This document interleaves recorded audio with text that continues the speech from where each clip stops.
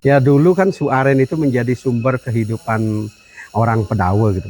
Ya konon ceritanya ini menurut cerita leluhur gitu bahwa dulu sebelum misalnya aren booming seperti ini adalah orang eh, apa namanya orang Jawa itu menjual kolang-kaling ke sini gitu ya, menjual bluluk ke sini.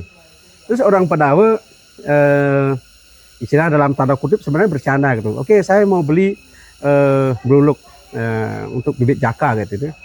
Ya tetapi ternyata ketika dibawakan satu karung gitu, oh saya hanya belinya satu gitu. Nah ketika saya belinya satu, itu akhirnya orang Jawa yang menjual itu marah dia.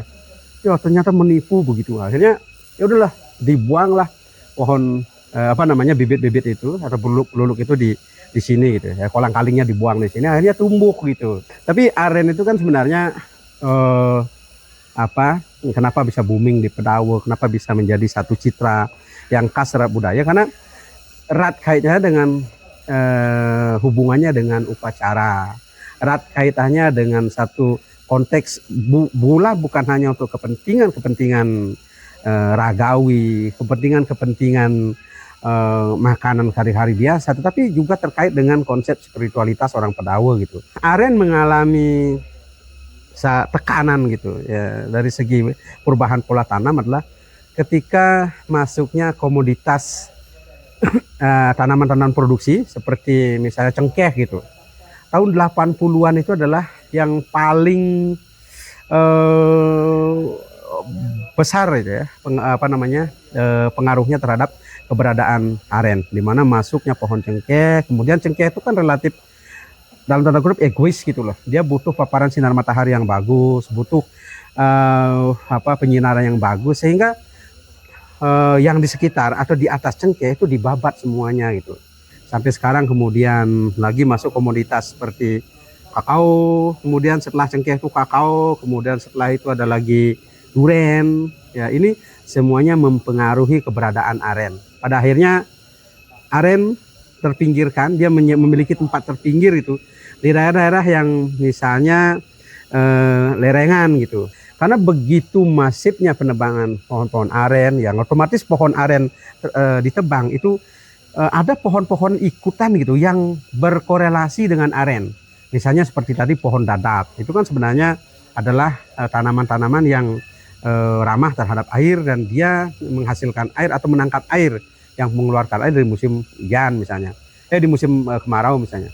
Itu ada bambu juga yang sebenarnya mulai menipis gitu. Nah, dampak dari pengurangan pohon aren, ya, dampak dari pengurangan tanaman ikutan yang terkait dengan aren gitu, itu saya pikir ada kaitannya dengan berkurangnya debit air yang ada di Pedawe. Kalau untuk arennya sendiri, mungkin karena beberapa tetangga saya itu masih mengandalkan apa yang dihasilkan oleh aren ini sebagai komoditas utama yang untuk diperjualbelikan, itu saya bisa melihat sendiri bagaimana berkurangnya pohon aren atau jumlah aren di Pedawa itu mempengaruhi produksi gula Pedawa, kemudian tua, sehingga mata pencaharian utama mereka itu berkurang lah atau semakin sulit untuk bisa didapatkan itu. Jadi Pedawe sudah menyadari itu bahwa aren itu sebagai satu identitas budaya. Ya, orang menyebut gula pasti gula Bali atau gula merah itu pasti Pedawe gitu. Jadi itu sudah menjadi image. Hal yang terkait dengan kebudayaan kita yang sudah mulai tergerus, maka kita harus bangkitkan itu. Jadi Kayoman Pedawe berdiri tahun 2016 gitu. Dari sana kami sadari kita pelihara sumber-sumber air, kita lakukan konservasi di sumber-sumber air, kita lakukan reboisasi di sumber-sumber air, dan jenis-jenis tanaman itu yang ditanam itu air.